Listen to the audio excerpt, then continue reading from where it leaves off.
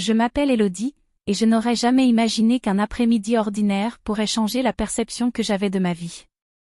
Mon mari, Marc, travaillait souvent à l'étranger, et notre fille Clara commençait à entrer dans l'adolescence avec une énergie qui m'échappait parfois. Pendant des années, j'avais cru que le quotidien, les routines et les obligations suffisaient à remplir notre maison de chaleur et de vie. Mais ce jour-là, tout semblait suspendu dans un équilibre fragile, prêt à se rompre pour laisser place à quelque chose de nouveau, d'inattendu.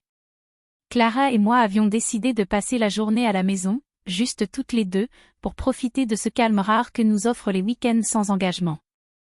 Nous avions entrepris de réorganiser l'ancienne bibliothèque familiale, un projet que je repoussais depuis des mois, craignant la poussière et le désordre, mais qui soudain me semblait vital. Les rayonnages étaient encombrés de livres anciens, de carnets oubliés et de souvenirs poussiéreux que je n'avais pas touchés depuis des années. Au début, nous nous contentions de déplacer les étagères, de dépoussiérer les livres, et de trier ce qui pouvait être conservé ou donné.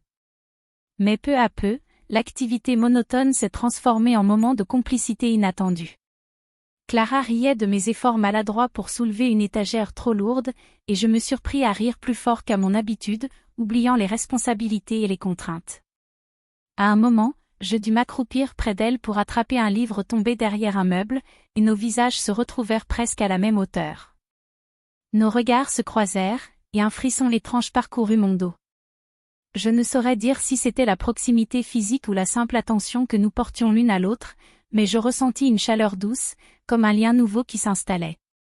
Clara, avec son énergie et sa curiosité, semblait capable de transformer la moindre activité en un moment particulier. Elle me montra un carnet ancien, que je croyais perdu depuis mon enfance, rempli de notes et de dessins que j'avais faits à l'époque. Nous l'avons ouvert ensemble, et chaque page tournée nous rapprochait davantage. Les souvenirs refaisaient surface, et je découvris en moi une émotion que je n'avais pas ressentie depuis longtemps, une intensité de complicité, un plaisir simple mais profond de partager quelque chose de précieux avec elle. Au fil de la journée, nous avons continué à explorer les coins oubliés de la bibliothèque, à rire, à commenter, à nous rappeler des anecdotes de notre passé familial. À un moment, la lumière du soleil traversant la fenêtre éclaira nos visages d'une manière douce et presque irréelle, et je me surpris à remarquer chaque détail d'elle, la façon dont ses cheveux tombaient sur ses épaules, son sourire qui illuminait ses yeux, la manière dont elle se penchait sur les livres avec une concentration presque touchante. Je sentais une proximité qui me troublait, une tendresse qui m'envahissait sans que je puisse la contrôler. Puis vint ce moment où nous décidâmes de nous asseoir sur le tapis, entourés de livres éparpillés. La pluie commença à tomber, frappant doucement les vitres, créant une ambiance intime et feutrée. Clara s'assit près de moi, et nos mains se frôlèrent en tournant les pages d'un livre que nous lisions à voix haute. Ce simple contact, ce partage silencieux, éveilla en moi une émotion puissante, une connexion unique, une complicité qui allait bien au-delà de ce que j'avais pu ressentir dans mon mariage ou dans ma routine quotidienne. Je me rendis compte alors que ces instants de proximité, ces rires partagés, ces regards complices étaient devenus un refuge, un espace où je pouvais être pleinement moi-même, où je retrouvais une intensité d'émotion que j'avais presque oubliée. La journée s'acheva lentement, la pluie cessant, mais la sensation de chaleur et de lien restait, imprimée dans mon cœur. Je compris que ce moment passé avec Clara était spécial, précieux, et qu'il allait marquer le début d'une nouvelle perception de mes relations, de la tendresse et de la proximité. Les jours qui suivirent furent remplis de petites routines qui, au fil du temps, devinrent des instants presque sacrés pour moi. Chaque matin, avant que Marc ne parte pour son travail à l'étranger, Clara et moi prenions le temps de boire un café ensemble sur le balcon.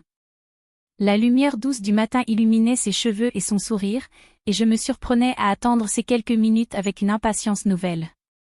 Nous parlions de tout et de rien, de livres, de musique, de souvenirs d'enfance, mais toujours avec une attention particulière, comme si nous partagions un secret invisible que personne d'autre ne pouvait comprendre.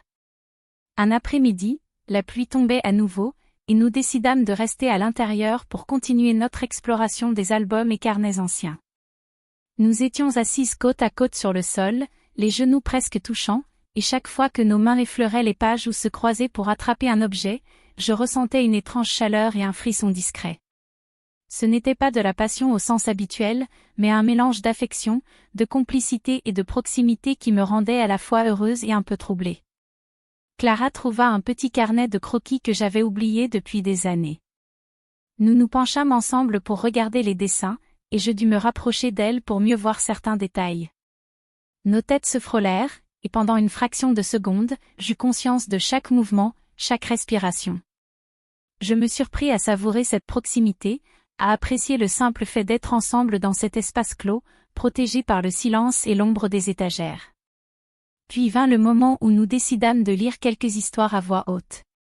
Nous nous installâmes sur le canapé, les coussins et les couvertures éparpillés autour de nous. La pluie battait contre les vitres, et le monde extérieur semblait s'effacer, nous laissant seuls dans une bulle d'intimité. Clara se blottit contre moi pour écouter plus attentivement, et je sentis son corps contre le mien, léger et rassurant. Un instant, nos mains se frôlèrent sur le livre, et un rire discret éclata, suivi d'un silence plein de tension douce, celle que l'on ressent lorsque deux personnes partagent un moment unique et rare.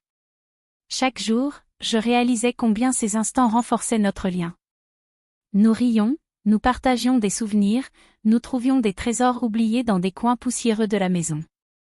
Et chaque petite proximité, chaque geste anodin, un bras passé pour attraper un livre, un épaule effleurée, un regard échangé, me faisait ressentir une émotion intense, presque électrique. Ce n'était pas de la séduction, mais quelque chose de plus subtil et profond, une attention portée, une présence ressentie, un lien invisible qui nous unissait dans ces moments de complicité. Un soir, alors que le ciel se teintait de rose et d'orange, nous décidâmes de rester sur le balcon, emmitouflés dans une couverture. Le silence était ponctué par le chant des oiseaux et le bruissement des feuilles dans le vent léger. Nous nous rapprochâmes l'une de l'autre pour partager la chaleur de la couverture, et pendant quelques minutes, je sentis une paix et une proximité que je n'avais pas connues depuis des années. Clara me raconta une anecdote de son école, et je l'écoutais avec attention, mes yeux fixant les siens, savourant le lien unique qui nous unissait. Les jours suivants continuèrent sur le même rythme, mais quelque chose avait changé en moi. Chaque moment partagé avec Clara était devenu plus précieux, plus intense, et je me surprenais à anticiper ces instants comme une respiration nécessaire dans ma vie quotidienne. Ce n'était pas une question de transgression ou de désir mal placé, mais plutôt une découverte nouvelle, une proximité profonde, un lien émotionnel que je n'avais pas ressenti depuis longtemps avec quiconque. Un après-midi, alors que Marc devait rentrer plus tôt de son déplacement, Clara et moi étions plongés dans le rangement du grenier. Nous avions trouvé un vieux coffre, rempli de souvenirs familiaux, photos jaunies, lettres anciennes, objets oubliés. Nous nous penchâmes toutes deux pour examiner un album particulièrement fragile, nos épaules se touchant presque. Je sentis une chaleur inhabituelle, mais rassurante, et un rire éclata spontanément entre nous quand une vieille photo fit ressurgir un souvenir embarrassant. Ces moments simples, intimes, étaient devenus notre petit secret, un monde parallèle où nous pouvions rire et partager sans contrainte. Puis vint la soirée de pluie.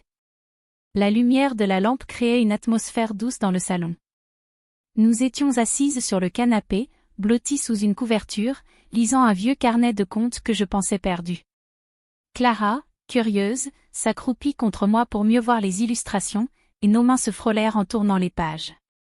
Le simple contact éveilla en moi une émotion douce, presque électrisante. Nous restâmes ainsi un long moment, dans un silence confortable, ponctué par le bruit de la pluie sur les vitres. Je réalisais alors à quel point ces instants de complicité pouvaient être intenses, et combien ils avaient transformé notre relation. Soudain, Marc entra dans la maison, plus tôt que prévu. Le bruit de la porte fit sursauter Clara et moi. Nous nous redressâmes rapidement, un peu gênés, mais je sentis que quelque chose avait changé. Marc nous observa, perplexe, et je compris qu'il percevait l'atmosphère différente, la chaleur et la complicité inhabituelle entre sa fille et moi. Au lieu de colère ou de reproche, son expression fut étrange, un mélange de surprise et de curiosité. Et c'est là que l'inattendu se produisit. Marc s'approcha doucement et s'assit près de nous, prenant le carnet de contes dans ses mains. Nous avions craint qu'il interprète mal nos gestes, mais au lieu de cela, il se mit à sourire. « Je vois que vous avez trouvé un vrai trésor, » dit-il. Ces moments, vous les partagez comme je l'aurais voulu, avec complicité et tendresse. À cet instant, je compris que le lien que j'avais partagé avec Clara n'avait pas de frontières interdites. C'était un espace d'intimité émotionnelle, une bulle de chaleur et de proximité qui avait renforcé notre famille plutôt que de la briser. L'attention, la chaleur, la proximité que nous avions ressentie, tout cela n'avait fait que révéler la profondeur de notre lien familial et la force de la confiance mutuelle.